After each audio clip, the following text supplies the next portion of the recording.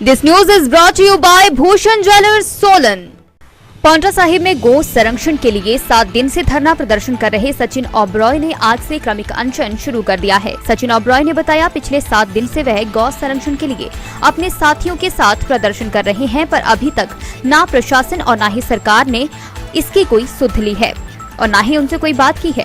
अभी भी पांवटा में सड़कों पर गौवंश ऐसे ही घूम रहा है। नगर परिषद कुछ दिन के लिए तो हरकत में आई व कुछ गौवंश को काऊ सेंचुरी भेजा गया, पर अब नगर परिषद भी कुछ नहीं कर रही। समाज सेवी सुनील चौधरी ने भी सरकार व प्रशासन को चेतावनी देते हुए कहा कि अगर जल्द ही उनकी मांगों को नहीं माना गया तो उग्र प्रदर्शन किया जाएगा। पिछले 7 दिन से आज 7वां दिन हो गया है जी, और गौ माता के संरक्षण की एक मांग है, समस्त समाज की मांग है। उसको लेकर के हम लोग यहाँ पर धरने पर बैठे हुए थे, लेकिन अभी तक कोई भी सकारात्मक रवैया सरकार या प्रशासन की ओर से नहीं देखने को मिला है। इस ओर में नगर परिषद जरूर थोड़ी सी हरकत में आई थी पांवटा साहिब की, लेकिन वो भी अब बिल्कुल निष्क्रिय हो गई है। तो अब सभी गो भक्तों ने निर्णय लिया है कि अब हम आज से 7वें दिन से जो है क्रमिक भूख हड़ताल शुरू करेंगे। 24-24 घंटे की बारी सभी गौ सेवक इसमें 24-24 घंटे के लिए बैठेंगे और लगभग एक व्यक्ति बैठेगा, उसके साथ 4-5 लोग और बैठेंगे जो उसके साथ भूख हड़ताल पर रहेंगे। अभी ये सिलसिला 24-24 घंटे के लिए होगा, और यदि फिर भी प्रशासन की आंखें नहीं खुलती हैं तो फिर दोबारा से हमको आमरण अनशन की ओर जाना पड़ेगा। और हमने प्रशासन को पत्र भी ये देने जा रहे हैं, ये हमारी जो मांगे हैं इसको लेकर के। और यदि ये 1 सप्ताह का समय है, अल्टीमेटम है समस्त समाज की ओर से, उसके बाद समस्त जो हिंदू समाज है वो यदि कोई भी उग्र आंदोलन करता है और अपनी गौ माता के लिए कुछ भी करता है, उसका जो भी परिणाम होगा उसके लिए जिम्मेदार केवल प्रशासन होगा और सरकार होगी, जो बिल्कुल इस गौ माता के लिए बिल्कुल अपना मुंह मोड़ करके बैठी हुई है, जिनको ध्यान ही नहीं है कि हम गौ संरक्षण के लिए कुछ करें। तो अब पूरी जिम्मेदारी जो है उनकी होगी। हम लोग बिल्कुल शांतिपूर्ण तरीके से बैठे हुए हैं। एक बार पुनः मैं आपको बता देता हूँ हमारी क्या क्या मांग है। आज हम दोबारा प्रशासन को भी ये जो मांग पत्र है हमारा हम दे रहे हैं जी। जिला सिरमौर से जो लावारिस गोवंश है जो मर रहा है, इसको कृपया आप गौशाला तक पहुँचाएँ, गौशाला जो आपके गौ सदन है काऊ सेंचुरी वहाँ तक पहुँचाएँ। इसके अलावा जो लोग लगातार गौवंश को सड़कों पर फेंक रहे हैं, उनके खिलाफ भी जब तक हम कार्रवाई नहीं करेंगे वो नहीं सुधरने वाले।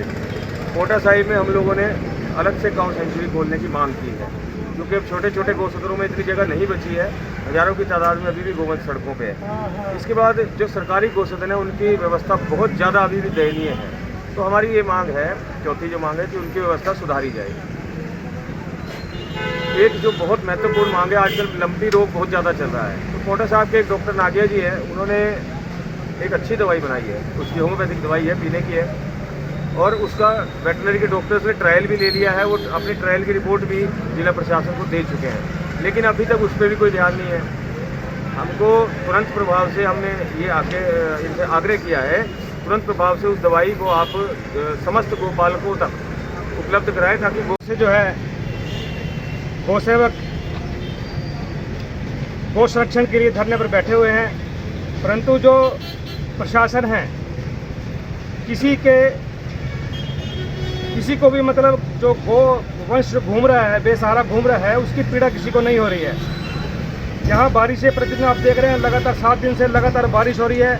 बारिशों में भी जो है हमारे जो भाई सचिन ओबरॉय जी है और उनकी समस्त जो टीम है वो धरने पर बैठी हुई है।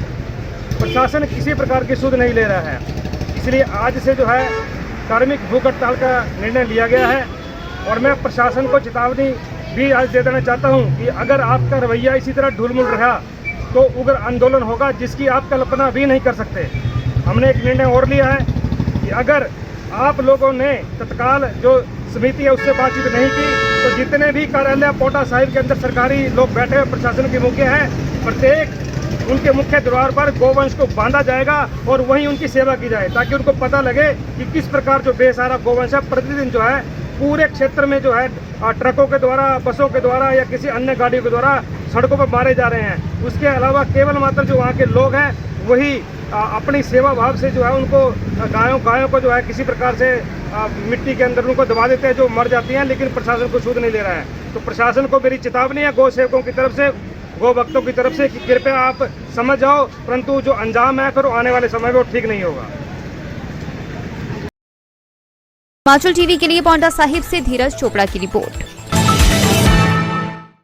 प्रदेश के प्रतिष्ठित आभूषण विक्रेता भूषण ज्वेलर्स ने अपने ग्राहकों के लिए त्योहारी उपहार योजना लॉन्च कर दी है। खुशियों की दिवाली योजना के तहत हर 10,000 की खरीद पर ग्राहकों को एक कूपन दिया जाएगा और इस योजना का हिस्सा बनकर ग्राहक मारुति एस्प्रेसो कार सहित लाखों रुपए के इनाम जीत सकते हैं। सितंबर से नवंबर तक चलने वाली इस योजना के तहत ग्राहकों के पास कुल 100 इनाम जीतने का अवसर होगा। इसके अलावा ग्राहकों को हर खरीद पर निश्चित उपहार भी दिया जा रहा है। भूषण ज्वेलर्स प्रबंधन कुलभूषण गुप्ता ने बताया कि खुशियों की दिवाली योजना में पहला इनाम मारुति एस्प्रेसो कार है, जबकि दूसरा इनाम सॉलिटायर कपल बैंड रखा गया है। तीसरा इनाम आईफोन, चौथा लैपटॉप, पांचवा 32 इंच की स्मार्ट टीवी है। इसके अलावा कई आकर्षक इनाम रखे गए हैं। हर ग्राहक इसका लाभ उठा सके, इसलिए महज 10,000 की खरीद पर एक कूपन दिया जाएगा। सोना, चांदी या हीरे किसी भी तरह के आभूषणों की खरीद पर ये कूपन मिलेगा। नवंबर तक ये योजना जारी रहेगी, जिसके बाद लकी ड्रॉ निकाला जाएगा। भूषण ज्वेलर्स से खरीदे आभूषण, जीते उपहार। आकर्षक उपहार जीतने के लिए जाएं भूषण ज्वेलर्स सोलन।